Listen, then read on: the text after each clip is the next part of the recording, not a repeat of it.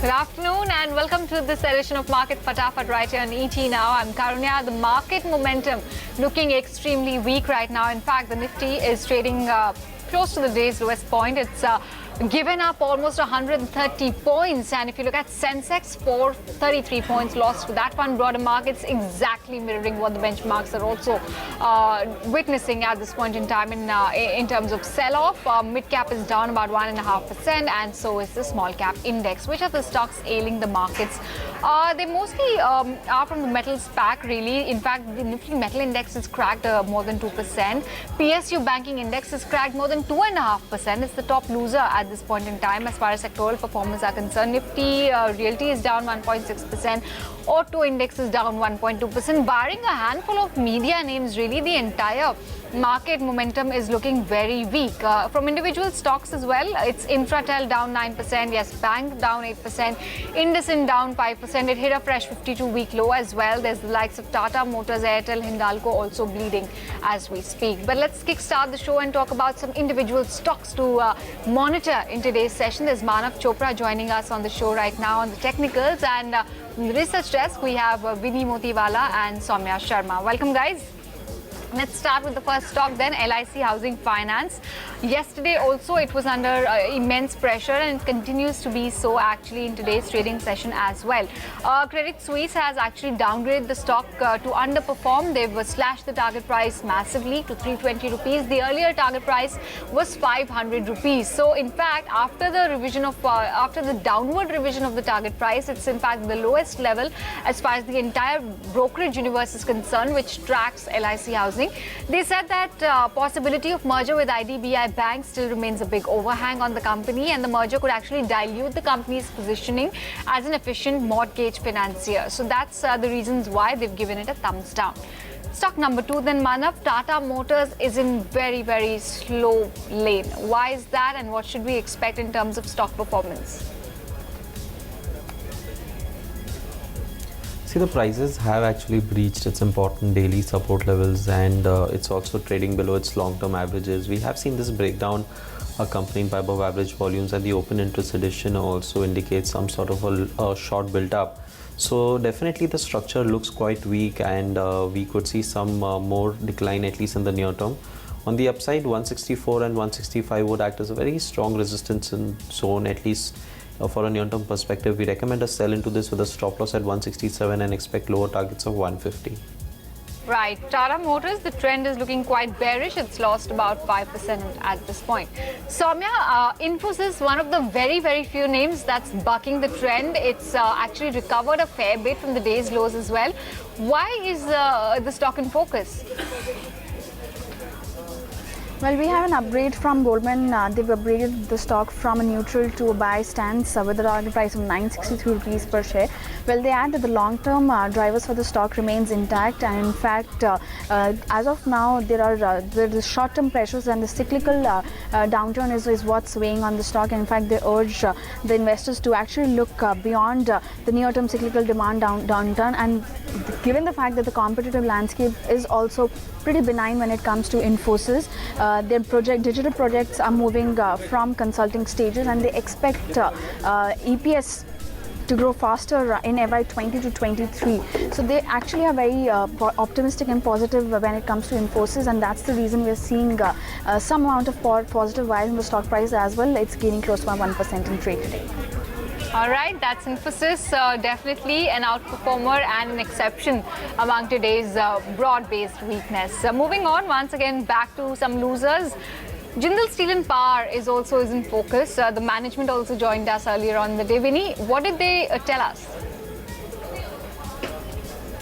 So Karuna, now, firstly, let's bring up the note. Now, Morgan Stanley has given a note on JSPL. They have said that they will maintain equal weight and, with a target price of around 195. Now, the debt restructuring, pertaining to JSPL's Australia operations is underway. So, there's some sign of positivity there. Restructuring of international debt could also, improve JSPL's health going ahead.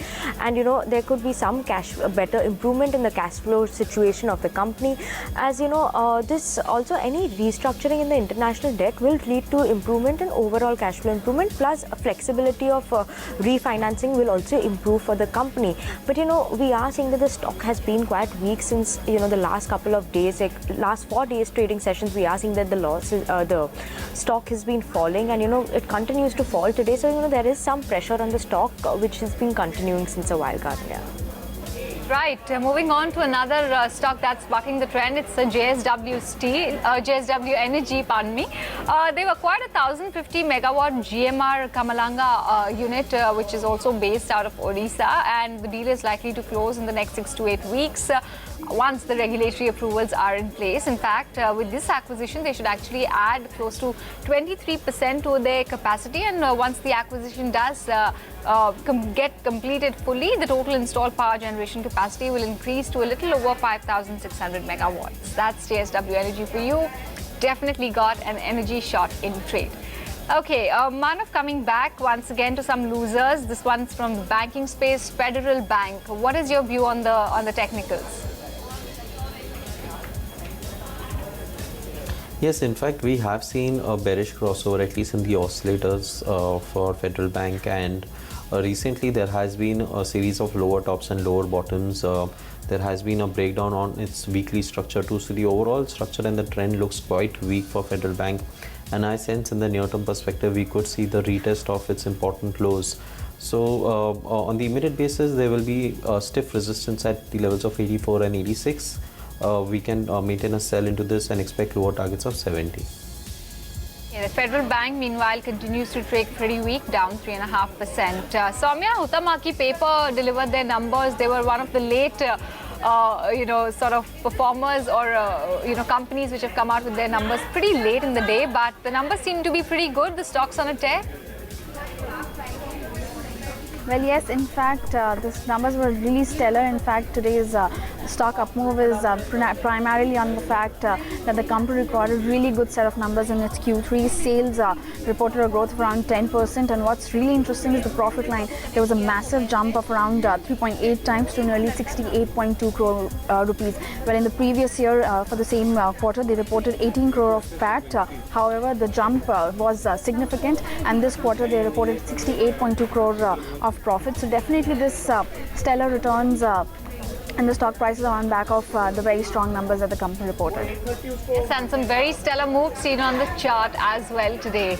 Okay, Winnie, coming back to you, IndusInd Bank continues to trade weak, and not only that, but it had hit a fresh 52-week low again. Yes, Karunya. So, other than telecom stocks, obviously the lenders of these telecom companies are also falling. And it's not only a 52-week low, it's also, it's the lowest since 3 years. So, that's a very sharp fall in the stock. In the last 1 week only, the stock has fallen almost more than, 11 to 12%. So, then that's a sharp fall in the company. Now, the IndusInd Bank did come out with a clarification saying that, the exposure amount is only around 2,400 crores for the company.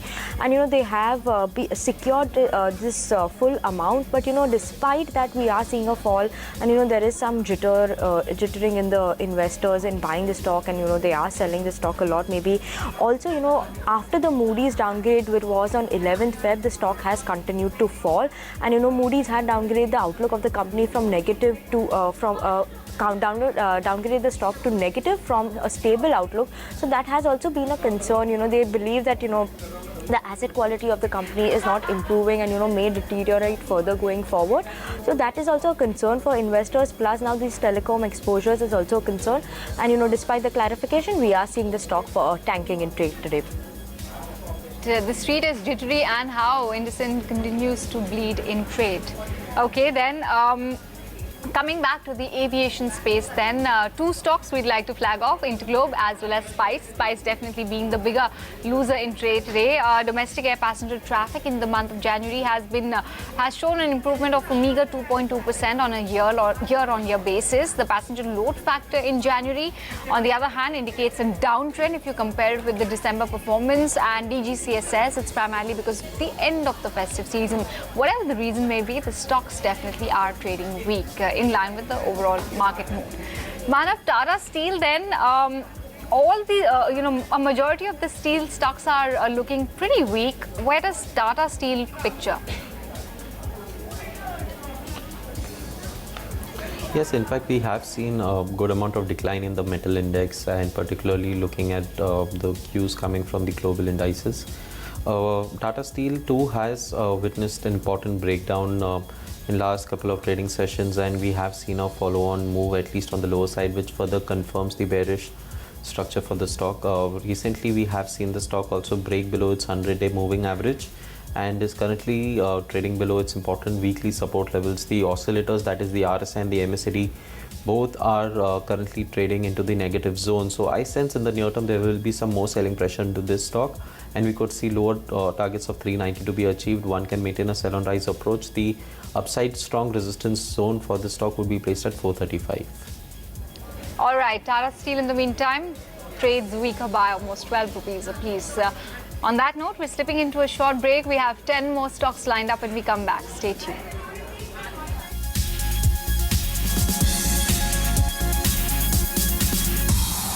Welcome back. You're still watching Market Fatafat on ET Now. Stock number 11, let's bring that up. Motherson Sumi Samya, why is the stock in the limelight? We're flagging this one off on the fact that European car sales reported a decline or degrowth in the month of January. And in fact, Motherson Sumi has quite a significant exposure to this European market, and that's the reason it may impact them also. In fact, this sales drop in the European car sales drop was mainly on back of new emission rules and lower incentives, and this is after a 5 month of growth. We're seeing a degrowth in the car sales. Having said that, the actual number for the degrowth stands around 7.4%. So Motherson Sumi, given the fact that they have quite an exposure to this one, is reacting negatively, and it's down close to about 2 to 3% in trade today. All right, that's Motherson for you, trading lower by about 2%. Manav, let's talk about UPL. The stock in the last 2-3 weeks has seen a very solid uptick, but today trading weak. Something to worry about, or it's just a bit of a profit taking? See, the current structure is still fine, even though we have seen some sort of a decline from its overbought condition. The prices have actually breached its important daily support levels and is currently trading below previous 2 days lows. So definitely on a short-term time frame, we could witness some sort of more corrective decline, at least in the near term, and the prices are likely to retrace at least 50% of its recent advance, so which gives us lower targets of 560 levels on the lower side. And looking at the overall structure, I sense this move could only be a mean reversion move, but for the short-term perspective, we could see declines towards the lower side. On the upside, 585 to 590 would be the strong resistance levels. Okay, there you have it. UPL lower by 3%. IIFL Wealth Management is the next firm we'd like to pull up. Winnie, why is the stock in focus? So Karan, mainly last evening we saw that Security Exchange Board of India, that's the SEBI, has barred investment advisors from simultaneously carrying out selling financial products as well as giving advisory services. So surely most of these wealth management companies normally provide both these services. So there we are seeing that IIFL Wealth Management is one of them also, and that's why we are seeing the stock fall today. Now that this is actually in the interest of investors, where they are trying to curb the mis-selling as well as protect investors from any other misdealings as well. Surely not very happy for IIFL Wealth Management. So let's see how actually they work out this situation going forward. Okay, thanks for putting things in perspective. JSW Steel, another name rather that we would like to flag off, which is sulking in trade. It's down about 1.8%. However, on the flip side, they've been declared as the preferred bidder for 3 iron ore mines, all 3 of them being located in the state of Odisha. The auctions were held by the state government of Odisha on 31st Jan 2020. The result finally came out yesterday, and they were declared the preferred bidder. Good development, positive development, but the stock perhaps is trading weak, keeping it with the entire mood of the market, which continues to be very subdued right now. Soumya, Godrej Properties, next stock on our radar. Tell us what's making it buzz in trade.